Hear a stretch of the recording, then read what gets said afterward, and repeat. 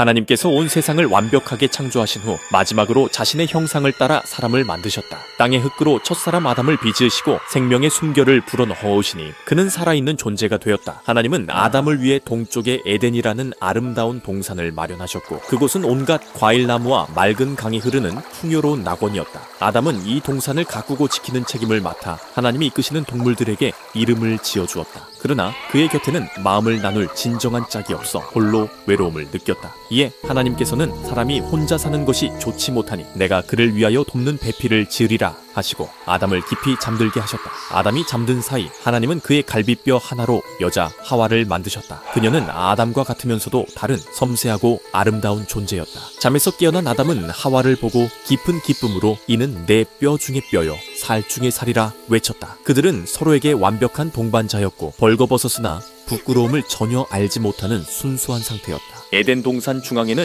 영원한 생명을 주는 생명나무와 선과 악을 알게 하는 선악을 알게 하는 나무가 있었다. 이것은 인간에게 주어진 자유의지와 순종의 기회를 상징했다. 하나님은 아담과 하와에게 명확히 명령하셨다. 동산 모든 나무의 열매는 마음대로 먹되 선악을 알게 하는 나무의 열매만은 절대로 먹지 마라. 그것을 먹는 날에는 네가 반드시 죽으리라. 이 한 가지 외에는 모든 것이 자유였다. 아담과 하와는 매일 하나님과 동산에서 교제하며 평화롭고 기쁨 넘치는 나날을 보냈다. 두려움이나 걱정, 수치심이라고는 찾아볼 수 없는 완벽한 조화 속이었다. 그러나 이 평화는 오래가지 못했다. 하나님이 만드신 들짐승 중 가장 강요한 뱀이 하와에게 은밀히 다가왔다. 뱀은 부드러운 목소리로 하와에게 말을 걸며 교묘하게 의심을 심었다. 하나님이 정말로 동산의 모든 나무 열매를 먹지 말라고 하시더냐? 하와는 동산 열매는 먹을 수 있지만 중앙의 나무 열매는 죽을까 하여 먹지도 만지지도 말라고 하셨다고 대답했다. 그녀의 대답에는 약간의 불확실함이 묻어 있었다. 뱀은 이 틈을 놓치지 않고 더욱 대담하게 유혹했다. 아니다. 너희는 결코 죽지 않는다. 그 열매를 먹으면 너희 눈이 밝아져서 하나님과 같이 되어 선악을 알게 될 것을 하나님이 아시고 일부러 막으시는 것이다.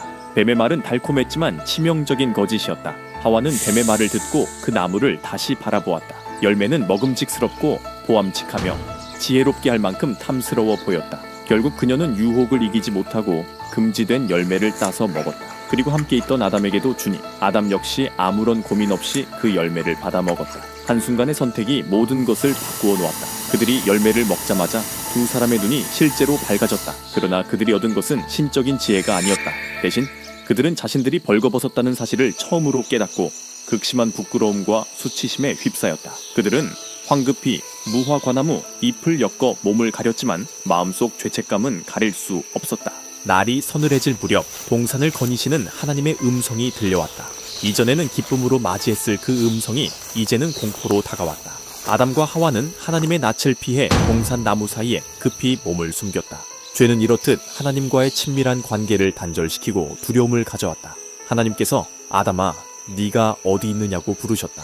그 음성에는 실망과 안타까움이 묻어 있었다. 아담은 떨리는 목소리로 벗었음으로 두려워하여 숨었다고 대답했다. 하나님께서 누가 너의 벗었음을 알렸느냐? 내가 먹지 말라 명한 그 열매를 먹었느냐고 물으셨다.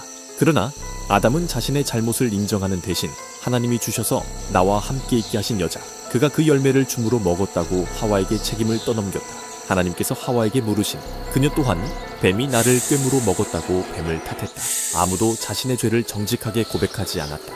하나님은 먼저 뱀에게 저주를 선포하셨다. 너는 모든 짐승보다 더욱 저주를 받아 배로 다니고 흙을 먹을지니라.